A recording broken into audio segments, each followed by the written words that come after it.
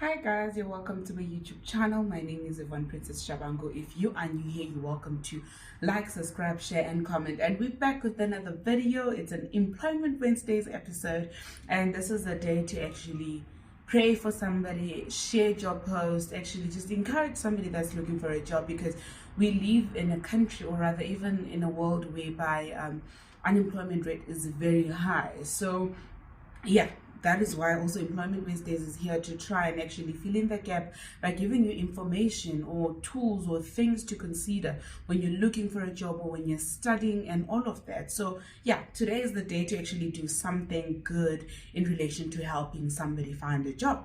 So yeah, we're back with another video, and if you want to be part of the Graceful family, you are welcome to like, subscribe, share and comment, and voila, you're part of the beautiful, the graceful and the wonderful family.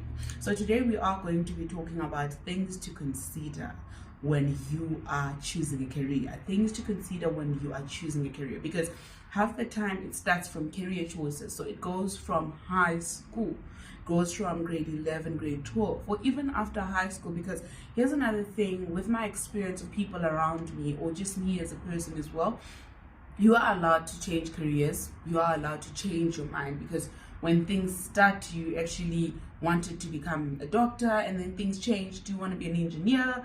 You want to be this, or you want to be that? It's okay to change your mind. But also it is very important to consider important factors that should affect your decisions, right? Half the time we focus on the status. Like for instance, I'm of the noble profession. I'm very fortunate to be part of the noble profession, but really, I know some people just study so that they can be part of it. But I'm fortunate to be part of the noble profession and actually love it, gives value to my life. I give value to it as well. But also, you don't want to be in a position whereby you are a doctor because doctors are considered to be serious in the community, or you're a lawyer because lawyers are considered to be serious in the community, or you're an accountant because it's the in thing. So it's always important to have a why, guys. I think in my journey of learning to find myself, or learning to become a better person, I've learned that the first question you always have to ask yourself is why. Why am I doing what I'm doing, and what's the purpose? Who's benefiting? What am I benefiting? How does it grow me? How does it grow the society? How does it change the society? Whatever the case may be, but have a why and be honest and deliberate about your why, right? So step number one, ask yourself, why am I choosing this career? What drives you? Because here's the thing at play.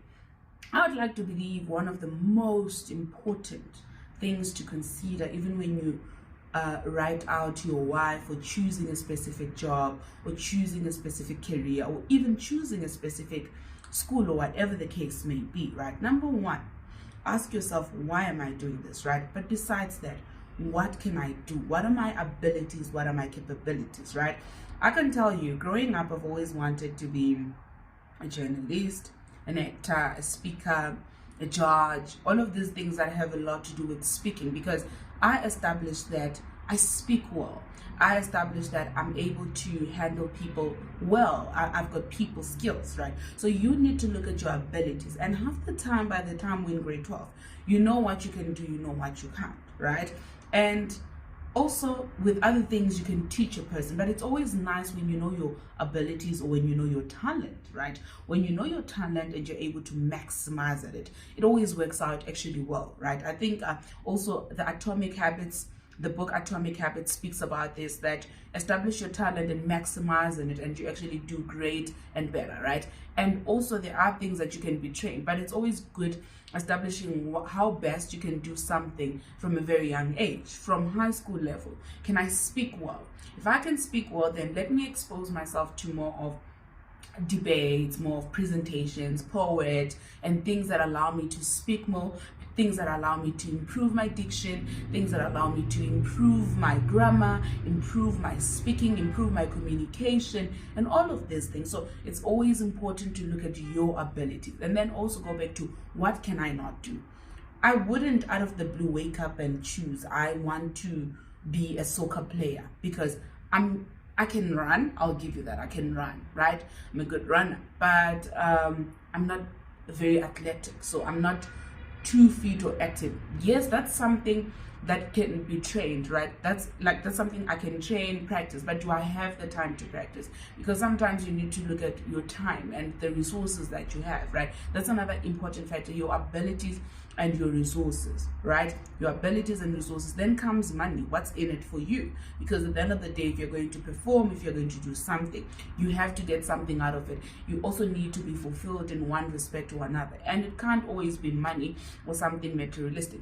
Whatever you do must give you value that money can buy, value that can't be taken back. So it's always important to have that in mind, right?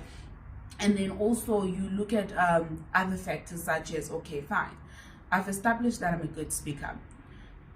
Is it expensive to enhance my speaking, meaning to go to a communication schools? How long does it take you to study communication, right? Are there jobs in communication, right? That's also very important. Always ask yourself, what can I do? What resources do I have? Because half the time what we have is always enough, right? What resources do I have? And also, how's the job market like? Because guys, it doesn't, sometimes it's good to be passionate about stuff. Let's give it that. It's great, it's amazing to be passionate about stuff, but it doesn't profit anyone if you're going to go study 5 years and after 5 years the job market is dry, or you're in the wrong country and all of that. So it's always important to look at yourself as, what can I do? What resources do I have? How's the job market like locally and internationally? Don't box yourself and be like, all I'm focusing, job market in South Africa is zero. But ask yourself, okay, fine. Should I do this forensics degree in South Africa? Where is it eligible to be used? Is it eligible in other countries? Is it eligible internationally? If it's eligible international, then good, you're good to go. And then you look at what countries actually have a big job market for this particular career that I'm pursuing, right? How much am I going to get paid? Am I going to be able to move to those countries? Am I going to be able to secure a visa in those countries? So it's very important that you ask yourself, because like I said, it doesn't profit anyone. Now you're educated, you've got a degree, and it's good, it's great, but now you can't utilize it. Yes, there's nothing called wasted experience, but sometimes it's always good to curb certain decisions before they happen, like just cut off certain things before they happen, so that you don't have to live through the experience. Sometimes it's okay to actually observe a situation, play it out, and actually look at your pros and cons. If your cons are higher, then you know that it's a good way to go. If your cons are higher, you know that you can't go for that. If your pros are higher, you know that's a good way to go. So always ask yourself, good and bad, risk, advantage, disadvantage. Ask yourself those questions, right? And now that you've decided, this is a career that I want to go for, like you are in grade 11, you decide, I want to be a lawyer, right? Are you passionate about it, or are you capable of becoming a lawyer? If you're passionate and capable, you are one of the luckiest people, because half the time we're capable but not passionate, or we're passionate but not capable, vice versa. And all of those things are in our minds, but you have things like talent that come to play. If you are talented and gifted in a particular thing, all you need is to sharpen it up, right? But then you ask yourself that, okay, I can become a lawyer. That's my option number 1, right? And then you go to option number 2. What else can I do? Make sure that you have these strong options. It's always good when you have option number 1 that's strong and it's your passion. That's usually a bonus, right? I want to be a lawyer, I get to be a lawyer. Then option number 2, I want to do media studies, so I can apply for media studies, and also I can do well in that space because I'm creative, and also there's a good job market for it, and also I am going to get paid well. So you look at things like that, because sometimes, guys, we go for passions, like maybe option number 1 is passion, option number 2 is passion, and both those things, job market 0, pay grade 0, then you've played yourself, because passion doesn't pay bills. Half the time, hard work will take you to your passion. You have to work through it.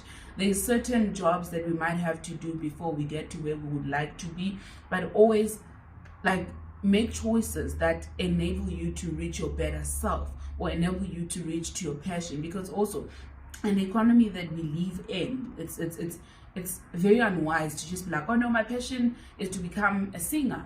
Maybe for you to become a singer, you need to go to a specialized school, and it's in London and it's expensive. Do you have money for that? Are you able to get bursaries, right? And also just to link something up, you've chosen a career in your first year, and you're sure you want to be a lawyer, you want to be a doctor, you want to be a musician, you want to be an actor, right? You've decided and you're accepted. The first thing you do after being accepted, normally you're accepted, provisionally accepted around about grade 12, like towards the end of the year, while you wait for results, you know if you've got space in a particular university or college or whatever you want to call it, right? Once that happens, research the bursaries. Even before you apply for something, guys, in uni, research for bursaries that are available, because I'm also going to do a separate video. We all want to use NSFAS, but guys, NSFAS doesn't have capacity to accommodate all of us. So you need to be in a position whereby you actually go on Google, law bursaries, legal bursaries. What companies offer legal bursaries? What companies can hire me, right? Find out if there's bursaries and actually make sure you apply for as much as you can. Apply for those bursaries, right? Now that you're in your first year, you've gotten your bursary. Make sure you have a mentor. Make sure you have a mentor. Having a mentor will actually expand your network, and that's actually another way of you securing employment much more easier. If you've got a mentor who's walked the path that you're working on, it means they have friends who are directors, they have friends who are in better positions. So it means that if they can't connect you directly, they can always be like, hey, I've got a friend who's a director at FNB, I've got a friend who's a director at Sanlam, APSA. Let me hit them up and see if there's a vacancy. This is how you apply and all of those things. When you have a mentor, they actually guide you and they take you to these seminars, like also depending on the mentorship program you have. But you can go to seminars with these people. Like I know in the legal industry, I've had two mentors. I've had a mentor who was actually my classmate in my master's class. I've had a mentor who is senior advocate, who's a senior family advocate. I used to go to court with her. I used to be at her office, and different clients would come in, I would network, different people would come in, I would network, and people at her chambers started knowing me. So it meant I could also approach other people if I needed help with other things, if I needed assistance with finding a job or asking if they have vacancies. So make sure you have a mentor, right? Make sure you have a mentor. And then once you have a mentor first year, apply for jobs as early as possible. I know companies of late, they hire in advance, 3 years in advance, 2 years in advance, if they want to stretch it 4 to 5 years, which goes back to last week's question. Like, where do you see yourself in the next 5 years? Because people are planning ahead. People have a budget for the next 5 years and all of that. So it's important that you actually start applying as soon as possible, right? So when you let's take it back, right? Yeah, I think this is where I'm going to stop it so that I can do other videos where I break it down into pieces. But what's important? What's your why? What are you able to do? Abilities. What are your talents? What are your resources? And what is the job market locally and internationally? And what's the salary range? You know, what's the salary range? Then you've looked at those factors, you've applied, you're good to go. Bursaries within that field, right? And then also you look at, after looking at bursaries within that field, get yourself a mentor. Your career mentor doesn't have to be your personal mentor. You can actually put boundaries whereby it's career related, or you'll be fortunate to find a person that's a well-rounder, an all-rounder. But people always advise that you have different types of mentors for different types of things, so that you don't mix things and all of that. But have yourself a mentor. And lastly but not least, apply as much as you can.